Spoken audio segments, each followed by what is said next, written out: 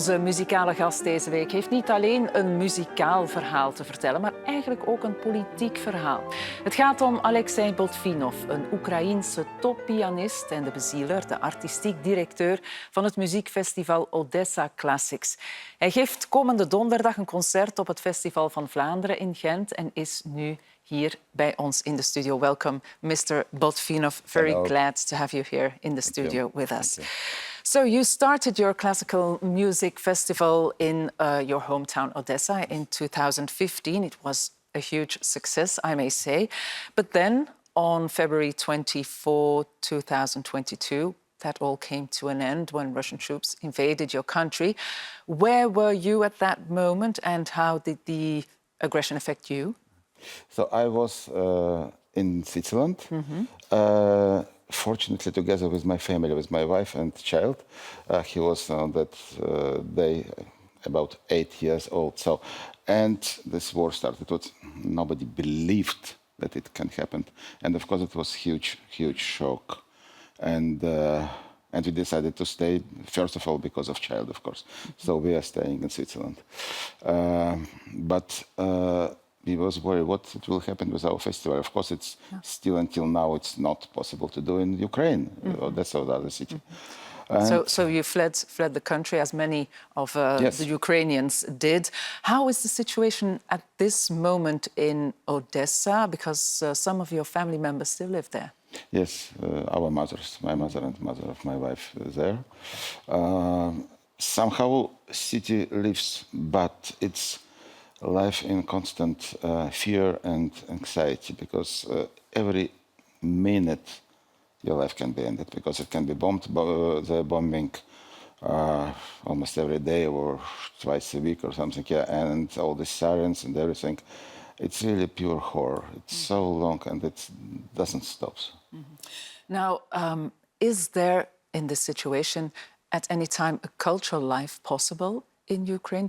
I mean, do people go to theatre, to opera? Can they visit an exhibition? Are there exhibitions? What is possible? Of course, it's so long, so people trying to do culture there for local people who stay there.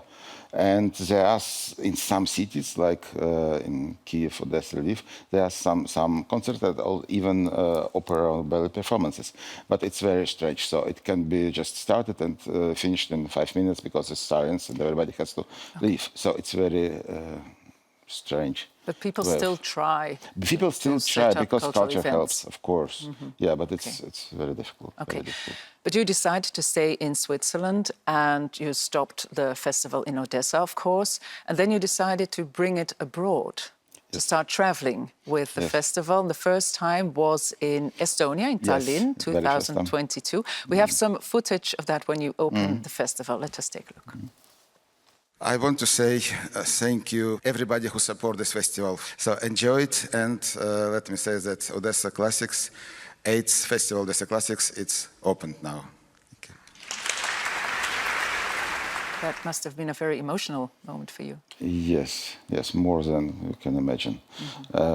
But actually, so it started with one festival, then second, until now we have almost 50 concerts in 7 countries. Okay, you're welcome everywhere, I hear.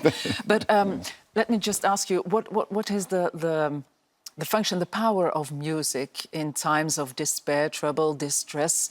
How can it help people? Because that's a message you want to convey. Of course. You know, I always, before war, when I was talking to your colleagues, I tell that music also, it's healing power for the soul when somebody has problems or difficult times. And now, much more than ever, I strongly believe in it. After every concert during these war times, some Ukrainian refugees people come to me with tears in eyes and telling me the same message. Thank you that you are doing this. It's our connection to Ukraine and it's healing. It's like consolation. Yeah, it's like psychological therapy. Yes. Absolutely, it works. It's very strong because many people doesn't believe in politics, but they believe in music because it's a music universal never language lies. also. Absolutely. Yes. So Thursday in Gent at the Festival van Vlaanderen, they have a whole program which is built around the theme along the border. So your story fits in very well, I think. Now, some other thing I wanted to talk about is something that may be strange to some people, because Russia sent its troops to Ukraine, but still you keep on playing music composed by Russian composers. Can you explain why you do that? Because it's a deliberate choice. Yes, it's my choice. I absolutely believe it because for me, Russian music, Russian high culture, has first of all has nothing to do with Putin regime, and secondly, it's sort of like absolutely against this totalitarianism. All messages in this Rachmaninoff music or Pushkin poems, it's against this. So it's also for me it's very strange. I think maybe it was okay first a couple of months, but now I think we have to really divide this great music who belongs to whole world and not to even to Russia regime. and not to the regime, Okay. of course. Yeah, and just to show it that it's really something valuable. Yeah. What about Russian musicians? Do you work with them? I work with some who are really strongly against the war, like Evgeny Kissin, for example, or some others. It's maybe not many, but there are some of them, and I, of course, have no problems to work with them. Okay, so you will play some Russian music later on in the program, but first of all, you will perform a piece for us called Melody, and it's by a Ukrainian composer, Miroslav Skorik. And the piece, well, it's not well known to us here in Flanders, but I'm told that it's in the heart of every Ukrainian. Can you tell us some more about the music? Yes, it's a beautiful melody of Miroslav Skorik. It was very famous in Ukraine, always, because it's a very beautiful melody, very somehow...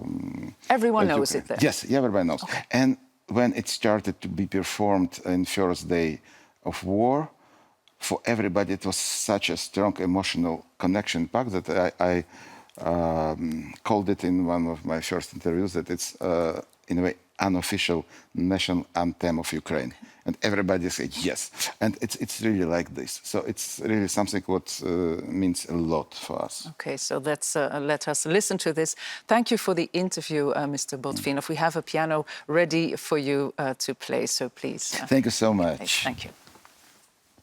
Ja, we gaan dus luisteren naar Melodie, een compositie van Miroslav Skorik, een Oekraïense componist, door ALEXEY BOTVINOV. En ik geef ook nog graag mee dat wanneer u het concert van Botvinov en zijn orkest graag bijwoont, nu donderdag in Gent, dat nog altijd kan. Er zijn nog tickets en u kunt ze bestellen via www.gentfestival.be.